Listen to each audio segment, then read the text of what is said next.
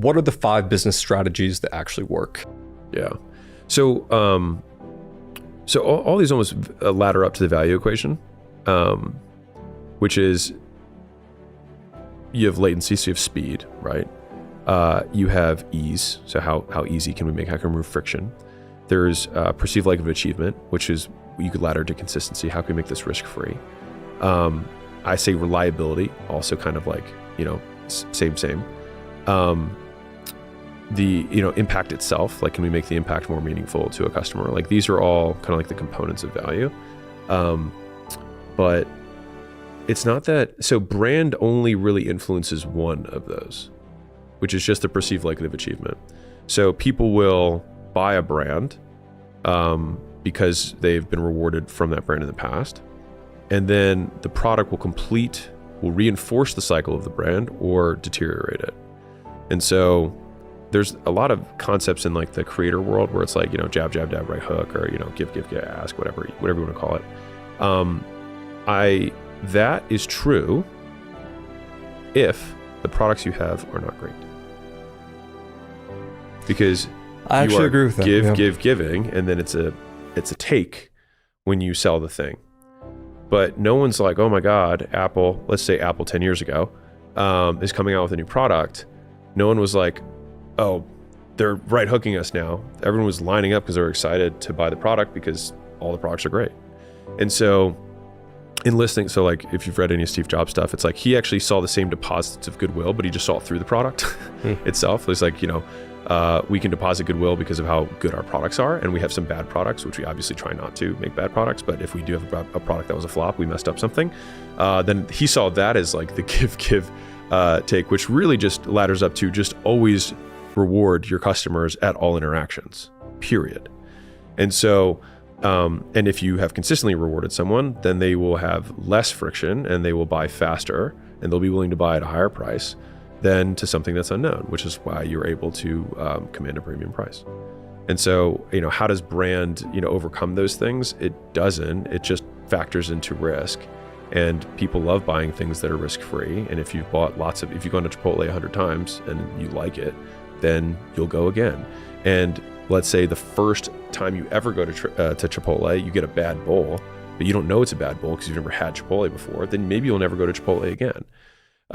But if you've had 20 good bowls and you have one bad bowl, they've probably bought enough goodwill from you to get a 21st bowl, right? And so there's the content that you make that on its own will reward people for giving you something, which is their time, and you give them some sort of benefit for doing it. Jimmy does it by continuing to entertain people, and we do it by trying to educate business owners. But everyone, as long as the person that you're trying to attract gets what they want out of it, then it's a win. And ideally, when you provide the service or product that you spent all that time on, they buy it and they tell their friends, and then they don't see it as a negative brand experience. They buy it and then they buy the next thing. And so I don't think that brand overcomes those things or sits separately. It actually just is a high lever on the risk. Or rather, right hook would just be all taking. So no, it'd be the other way. So it'd be all jabs, no right hooks. It'd be all gives, and then you just get. Okay, so you said, so there was 2 questions there. So one is, would the school launch have worked as well if I had presented other stuff before that? That could work, yeah. Maybe, if the other stuff that I presented was good. In terms of the congruency piece, I had a huge percentage of my audience that wanted to start businesses. I'm not going to help gazillions. I don't want to build that business. But school is a platform that can do it for zillions of people at once. And so I spent 4 years looking for something that I thought was the best product in the market, and school is the best product in the market in that category.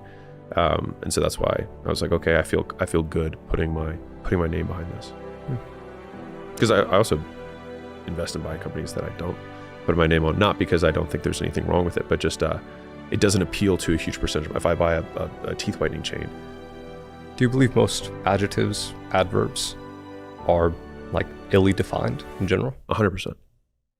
Totally. I also think there's a lot of words that mean the same thing. Is there any one word that you've been thinking about lately? That you're like, how do we define this? No.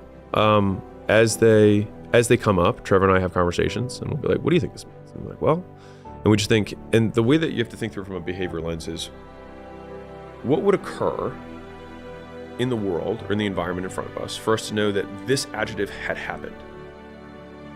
And so this is like, and this is why I think teaching, has been really helpful for me in terms of the same behavioral lens, which is, Emily's lazy. Okay. Why am I saying that? I'm describing her as lazy, but I'm describing her as lazy because I observed something. What did I observe? When was the first time I thought that she was lazy?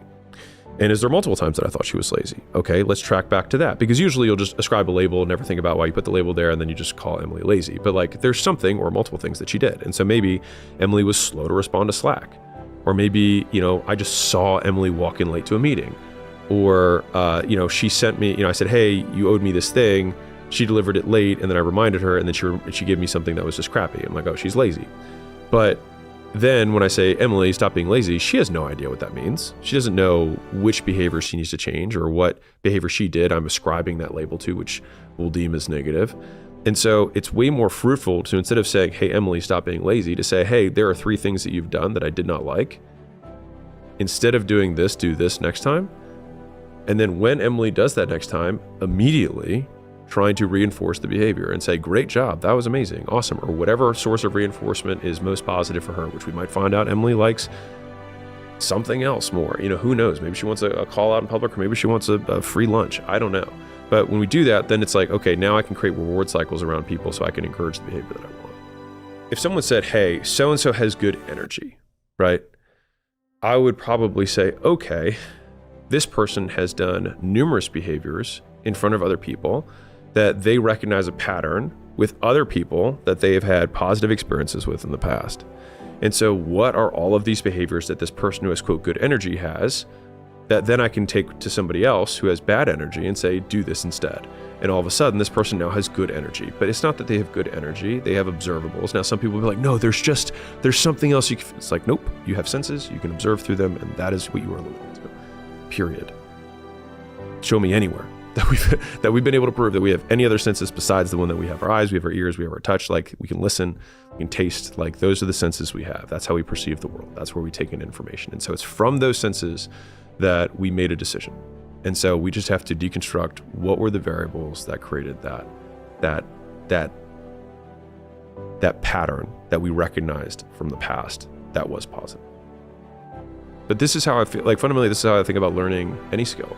And be like, you want to be a good speaker, it's like look at good speakers, and you have to really look. It's not just like, he seems so confident. You can't describe that to yourself because you don't even know what it means. So like, but what is he doing? How, like, okay, he doesn't pace a lot on stage. He walks and then he stands on one side and he addresses one side and he stays there for a little bit, 10 seconds or so, and then he walks to the other side and he stands there for 10 seconds or so. Okay, so he does walk, but not always, because I walked and it looked like I was nervous. Okay, so I got to walk, but only sometimes. Got it. And then what's he doing with his hands? Okay, he doesn't have his hands in his pocket, but then he does put his hand in his pocket when he makes a point, but then he takes it out again. Okay, and so like as anal as that sounds, when you start doing it, people are like, whoa, what happened? You have totally different energy now.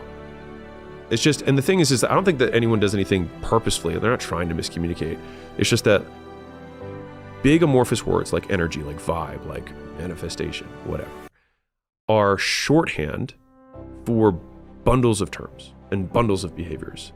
And it's just much faster to say, she's confident, than saying, she smiles when she walks in the door. She's, she talks, she speaks loudly. She enunciates. She nods her head when I'm talking to her. She repeats back to me what I said before saying what she's going to say. Like, rather than listing 30 things, we're like, she's confident. But being able to deconstruct that is what I think makes it valuable for you and for you to teach to other people if you were trying to do that. Yeah. You said the word energy, and I just said what I think you're talking about, right? And so this is how most people miscommunicate. And they try to learn when somebody's giving them 10 amorphous words like that in a row, and then they're like, why isn't it working? It's because there's so many things that are ill-defined. Yeah. Sorry, go ahead.